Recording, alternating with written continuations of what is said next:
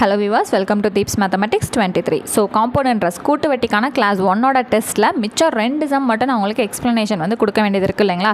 Because அந்த டெஸ்ட்டில் வந்து மற்ற எல்லா கொஷின்ஸுமே வந்து உங்களுக்கு மார்னிங்கே டீச் பண்ணிட்டு தான் டெஸ்ட் வந்து கொடுத்துருந்தேன். ஸோ அதில் மிச்சம் 2 கொஷின் எக்ஸஸாக வந்து நான் கொடுத்துருந்தேன். அதுக்கான எக்ஸ்ப்ளனேஷன் தான் இப்போ நம்ம பார்க்க போகிறோம்.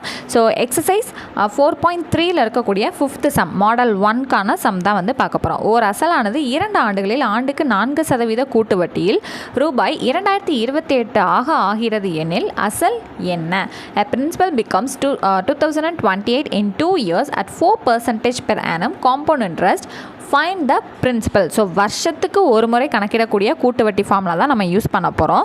அதுவும் என்ன கொடுத்துட்டாங்க? மொத்த தொகை கொடுத்துட்டாங்க, வருஷம் கொடுத்துட்டாங்க, வட்டி வீதம் ரேட் ஆஃப் இன்ட்ரெஸ்ட் கொடுத்துட்டாங்க. ஓகேங்களா, total amount, rate of interest, year வந்து கொடுத்துட்டாங்க. பிரின்சிபல் அமௌண்ட் அசல் தொகை தான் நம்ம கண்டுபிடிக்க போகிறோம். ஸோ என்னென்ன இருக்குன்னு எழுதிடுவோமா? மொத்த தொகை 2028, ரேட் ஆஃப் இன்ட்ரெஸ்ட் 4%, வருஷம் 2. ஸோ ஒரு வருஷத்துக்கு கணக்கிடக்கூடிய ஃபார்முலா என்னது? A = P × 1+R/100 whole power n. ஓகேங்களா, சரி. இப்போ என்ன தெரியும் நமக்கு? ஏக்கு மதிப்பு தெரியும். இந்த இடத்துல பிரதியிடலாம். கண்டுபிடிக்க போகிறதே P தான், அசல் தான். அடுத்து 1+R இடத்துல 4 / 100, n இடத்துல 2. ஓகேவா, இப்போ என்ன பண்ணலாம்? முடிஞ்சாலும் கேன்சல் பண்ணலாமா? 1 4 is 4. இது என்னங்க வரும்? 2 4s are 8 வரும். மிச்சம் 2 5. 25 4s are 100.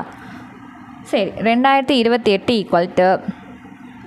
P × இங்கே என்ன வரும்? கீழே 1, கீழே இங்கே 25 இருக்கனால இங்கேயும் 25ஆல் பெருக்குங்க, இங்கேயும் 25ஆல் பெருக்குங்க. ஓகேவா, அப்போ கீழே ஒரே ஒரு தடவை 25ன்னு எழுதிட்டு மேலே இங்கே என்ன இருக்கும்? 25 + 1 26 ஹோல் ஸ்கொயர். ஓகே, 2028 P × இது ரெண்டு என்ன பண்ணுவோம்? 2 தடவை விரிச்சு எழுதணுமா? ஏன்னா இது என்னது? ஸ்கொயர். அப்போது 26 × 26 / 25 × 25. இப்போ என்னங்க பண்ணலாம்? Pயை மட்டும் ஒரு பக்கமாக வச்சுட்டு இந்த 2028க்கு இது ரெண்டையும் அங்கிட்ட அனுப்பிச்சோன்னா தலைகீழாக மாறி போகுமா?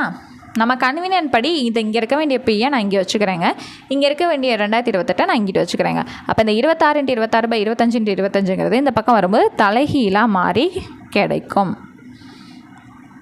இப்போ முடிஞ்சளவு அடித்து கொடுக்கலாமா? சரி, என்ன பண்ணலாம்? 2 டேபிள் போவோமா? 1 2 3 2 6 இங்கே 1 2 0 1 2 4 2 8 ஆச்சா? சரி, இப்போ இதையும் 13 2 26 இங்கே அடிக்கும்போது 5 2 10, இங்கே வெறும் 1 தான் இருக்குது. அதனால் 0 போட்டுக்கிட்டு இந்த 14 ஒன்றா சேர்க்குறோம். ஓகேங்களா, 7 2 14. இப்போ அடுத்து என்ன பண்ணலாம்? 13வது வாய்ப்பாடில் போகலாம். ஸோ 13 3 என்னங்க கிடைக்கும்? 13 × 3 39. இதே 13 × 4னா 52ன்னு போயிடும். அதனால் நம்ம 39 எடுத்துக்கலாம். 3 13 39 39 40 41 42 43 44 45 46 47 48 49 50. எத்தனை கிடைக்குது? 11 வந்து மிச்சம் கிடைக்குது, 117. ஸோ இப்போ அடுத்து வந்து என்ன பண்ணலான்னா 39வது டேபிளில் 117 வந்து எப்போ கிடைக்கும்னு பார்த்தீங்கன்னா 9 13 117ன்னு கிடைக்கும். அவ்வளோதான்.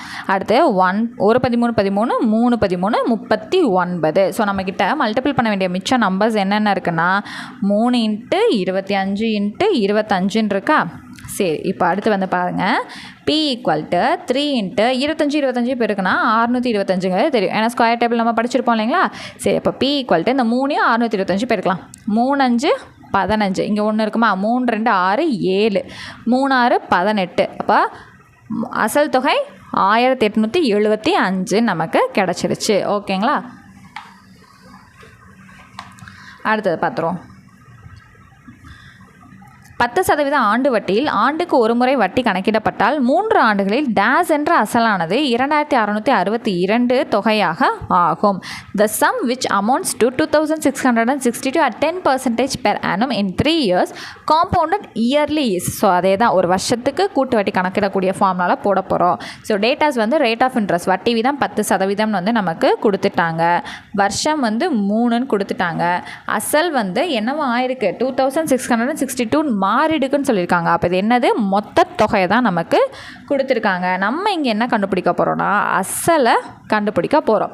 அப்போ ஏதோ ஒரு தொகை இப்படி மாறி இருக்குன்னா அந்த மாறின தொகை அசல் தொகை என்ன அப்படிங்கிறத நம்மள்கிட்ட கேட்டிருக்காங்க. ஓகேங்களா, சரி. ஃபார்முலா என்ன தெரியும்? A = P of 1+R/100 the whole power n. அப்போ ஏங்கிற இடத்துல என்ன தெரியும்? 2662ன்னு தெரியும். P தான் கண்டுபிடிக்க போகிறோம். 1+R வந்து 10 கொடுத்துட்டாங்க /100, n வந்து 3ன்னு கொடுத்துருக்காங்க. சரி, இந்த ஒரு 0க்கும் ஒரு 0க்கும் கேன்சல் ஆயிடுது.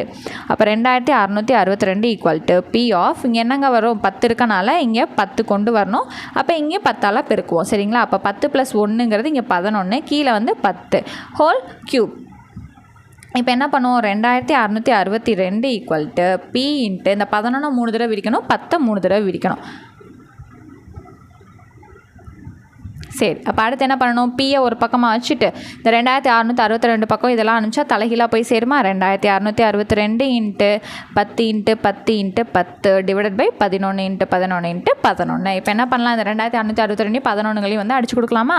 1 11 is 11, இங்கே 2 11s are 22ங்க, மிச்சம் 4. அப்போ அடுத்து 4 11s are 44, மிச்சம் 2 இருக்கும். 2 11s are 22, அடுத்து 1 11 is 11, இங்கே 2 11s are 22, மிச்சம் 2, 2 11s are 22, இங்கே 1 11 is 11, இங்கே 2 11s are 22. ஸோ மிச்சம் நம்மள்ட்ட என்ன இருக்குங்க, 2 இன்ட்டு 10 இன்ட்டு 10 100, 100 இன்ட்டு 10 1000.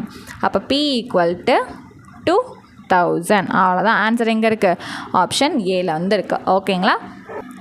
ஸோ இன்றைக்கான எக்ஸ்ப்ளனேஷன் வீடியோ வந்து கம்ப்ளீட் ஆயிடுச்சு. ஸோ அடுத்தது கூட்டு வட்டியில் வந்து 2வது மாடல் வந்து நான் வந்து சொல்லி கொடுத்துருப்பேன். அதை பார்த்துட்டு இன்றைக்கான டெஸ்ட் வந்து அட்டன் பண்ணிடுங்க. தேங்க்யூ.